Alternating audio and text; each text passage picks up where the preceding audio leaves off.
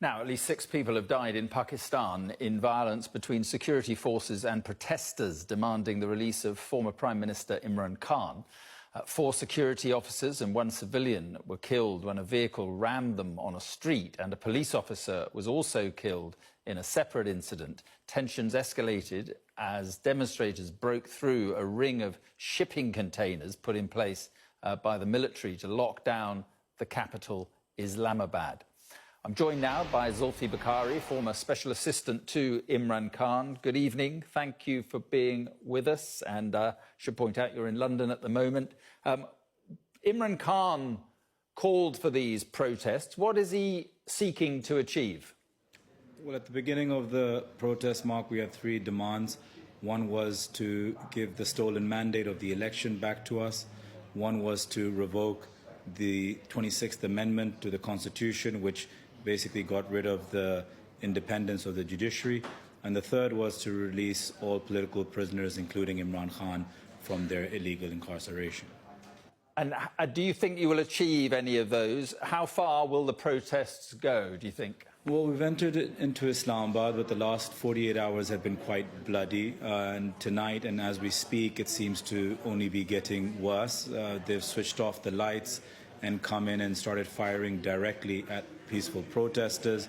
We already have about 6 people dead. One of my own workers from my constituency is in the hospital right now getting an operation done with a bullet shot to the leg. So, you know, it just depends how they can, what brutality they're going to continue with, especially in the next few hours. The former First Lady Imran Khan's wife and the Chief Minister Ali Gandapur are in a container. And apparently the military and the Rangers are going in to deal with them with a heavy hand. And lots of people have been shot around that container now to try to disperse the crowd. Right. And the government is accusing Imran Khan of causing violence and chaos. And I just see the Interior Minister of Pakistan is saying no talks with the protest leaders. So no talks. I mean, where do you think this is all heading, Zulfi? The same Interior Minister, Mark, yesterday gave a speech on live television. It's viral everywhere, saying that if we want to deal with them, we'll put the Rangers in and we'll shoot everyone in 5 minutes. So this is the kind of rhetoric that they spread yesterday. And tonight, they will try to spread a narrative which will give them a free license to kill innocent civilians. It's not obviously going towards a peaceful end. We have the right to peaceful assembly. We have the right to do a peaceful sit-in. That's all we asked for. We asked for permissions via court. We asked for permissions via the government procedure. No one was giving us permission to come and have peaceful assembly. To create these blocks and obstacles to get there and start firing tear gas, rubber bullets, and now real bullets at your own people while terrorism is rampant in the country shows you the sort of decline towards the country's been in the last 2 years. Now, the charges against Imran Khan are many, involving corruption, betraying state secrets, stealing state gifts. Is it your argument that these are all politically motivated? It's not my argument. He just got bail on the state gifts last week, and the court ordered him to be released immediately. Guess what? Nobody released him. And they put a 5-day remand on him. As far as the state secrets, he's been acquitted from that case. And everything else, he's been given bail or the case has been thrown out.